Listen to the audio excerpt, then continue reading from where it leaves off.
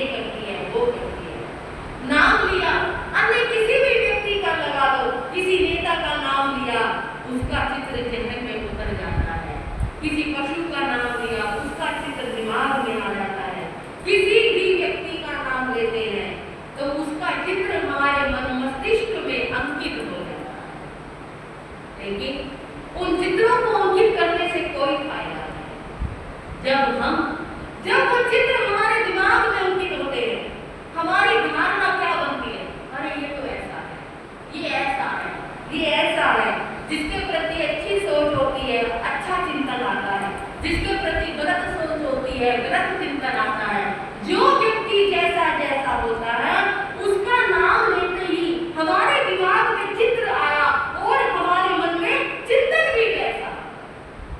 लेकिन जब भी किसी महापुरुष का नाम लेते हैं, भगवान अरे हाँ भगवान तो ऐसे थे, इन्होंने ऐसे कर्मों की निर्जरा की, सारी कथा कहानी याद आ जाती है। ऐसे कष्ट सहे, ऐसे इन्होंने क्षमता का पाठ पढ़ाया, जियो और जीवित हो का उपदेश दिया, भगवान ने ऐसा किया, ऐसा कहा और मोक्ष में चले गए। कितनी देर तक उनका ख्याल आता रहता है, ख्याल ही नहीं आता, ये मस्तक श्रद्धा से झुक जाता। किसी भी महापुरुष का जो हम नाम लेते हैं, हमारे अंदर एक श्रद्धा पैदा, एक विश्वास पैदा होता है। इसलिए महापुरुषों का नाम लेना श्रेष्ठ कहलाता है। एक महापुरुष ही है जिनका नाम लेने से हमारे मस्तिष्क में हमेशा शुभ चिंतन आता है, और सिर्फ चिंतन ही नहीं आता, मस्तक श्रद्धा से झुक जाता है। और इतना ही नहीं होता, अगर हमारा चिंतन और आगे बढ़े, उन्होंने समता का संदेश दिया, उन्होंने सहनशीलता बनाई, उन्होंने क्रोध ना करने का संदेश दिया। वह देखो ऐसा जीवन में नहीं करना चाहिए, कोई बात नहीं, हम भी प्रयास करेंगे, हम भी ऐसे आगे से नहीं करेंगे, हम भी उनकी आज्ञा को, बात को, आदेशों को मानेंगे, हमारा जीवन बदलना शुरू होगा। ये फायदा होता है प्रभु का शासन में, प्रभु का, भगवान का, तीर्थंकर भगवंतों का, गुरुओं का नाम ले, इसलिए उनका सुमरन किया जाता है, ताकि उनके जीवन का कोई ना कोई गुण हमारे भीतर में भी समाहित हो जाए, हमें सम्यक ज्ञान की प्राप्ति हो। सम्यक ज्ञान होगा तो बंधुओं हमारा आचरण भी सम्यक होगा। जब हमें सम्यक ज्ञान ही नहीं होगा तो आचरण सम्यक कैसे होगा? पुण्य करते हैं हम, बहुत काम होते हैं पुण्यों के करते हैं, चलो ये कर लेते हैं, ये पुण्य है, ये कर लेते हैं, ये पुण्य है, लेकिन पुण्य करते करते पाप बहुत बढ़ जाता है। जैसे उदाहरण दूं मैं आपको, भंडारा लगाना, भोजन खिलाना पुण्य का काम। आपने भोजन खिलाया, आजकल डिस्पोजल बर्तन आते हैं, भोजन खिलाया और भोजन डिस्पोजल बर्तनों में दिया, लोगों ने खाया, आधा खाया, आधा फेंक दिया, डिस्पोजल बर्तन फेंक दिए, झूठ इधर उधर बिखर गई, कहीं पूरी पड़ी है, कहीं हलवा पड़ा है, कहीं सब्जी पड़ी है, और वहां पर क्या हो बताओ, कीड़े आ गए, मकोड़े आ गए, जीव उत्पत्ति हो गई, ऐसे ऐसे जीव आ गए, ऊपर से गाड़ियां जा रही हैं, मोटरसाइकिलें जा रही हैं, किसी का पैर आ रहा है, किसी का कुछ हो रहा है। आपने लोगों को खाना खिलाया 100 और जीव कितने मारे? सैकड़ों, हजारों। अगर हम इसकी गिनती करने लगे, आपको डिस्पोजल बर्तन कल को कूड़े वाला आएगा, उठाकर लेकर जाएगा, और जहां वो फेंकेगा वहां उस पर मक्खियां भी बनाएगी, वहां उस पर जीव उत्पत्ति होगी। यानी अज्ञानता पूर्वक जो कार्य किया गया, करने चले थे पुण्य और पाप की गंदी बात करते। यही अंतर है सम्यक ज्ञान। कोई भी कार्य करो, अपने स्थान को ही देख लो, दूर को जाते हैं तो बहुत दूर की बात है, भोजन प्रीति भोज रखा जाता है, सबके भोजन की व्यवस्था करी जाती है। बंधुओं यहाँ का तो मुझे पता नहीं, लेकिन हम बहुत जगह देखते हैं, बहुत जगह सुनते हैं, खाना लेते हैं, ऐसा लेते हैं जैसे पता नहीं फिर मिलेगा या नहीं मिलेगा, लिया, खाया गया, खाया, क्योंकि कितना खाया जाएगा, और बाकी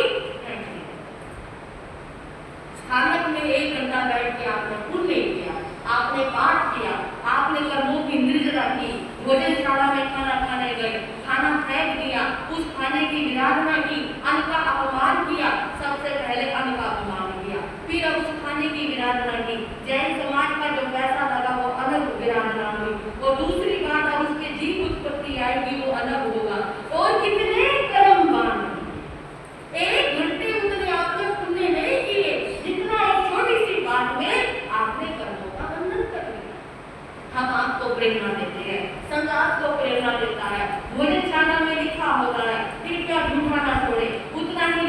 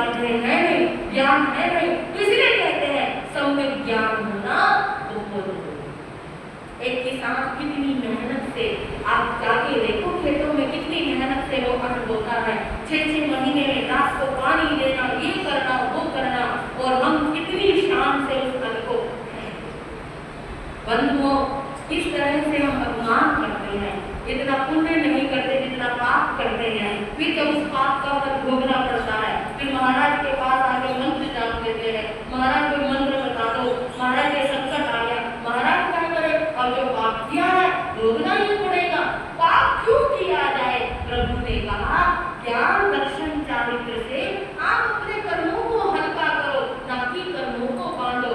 सम्यक ज्ञान के द्वारा पुण्य करोगे तो वो पुण्य अनंत फल देने वाला होगा, ऐसा भगवान की वाणी है। इस गाथा को पढ़ने का क्या लाभ होता है? बंधुओं, इस गाथा को पढ़ने से कर्मों की निर्जरा होती है। यदि किसी को अपने कर्मों की निर्जरा करने के लिए कोई स्वाध्याय पाठ पूजा करनी हो, यदि वो इस गाथा का प्रतिदिन सुमरन करता है तो उसके नित्य कर्मों की निर्जरा होती है और उसे मोक्ष पद की प्राप्ति होती है। ऐसा इस गाथा का अर्थ है और इस गाथा का लाभ दिया है बीना जैन, देवेंद्र जैन, नीलम जैन, रजनीश जैन, इसलिए इस परिवार ने इस गाथा का सौजन्य प्राप्त किया है। इनके लिए गुरुओं का बहुत बहुत मंगल आशीर्वाद। बहन बड़ी विवेकी है, बड़ी सदी हुई है, अपना चतुर्मान प्रारंभ से ही देख रहे हैं गुरुओं की सेवा में किस तरह से लगी रहती है। इनकी धर्म श्रद्धा भक्ति और भी ज्यादा बढ़े, और भी ज्यादा गुरुओं के प्रति, भगवान के प्रति समर्पण भाव बढ़े, ऐसा हम शुभ मंगल कामना करते हैं। इन्हें आशीर्वाद गुरुओं की तरफ से प्रदान करते हैं। और अब श्री संघ के महामंत्री जी अपनी सूचना देंगे। उससे पूर्व क्षेत्र में जो तपस्याएं चल रही है, विरागम धर्म का विज्ञान का 39वां आयोजित तप है, वो अपने तप क्षेत्र में बड़े हौसले के साथ आगे बढ़ रही है।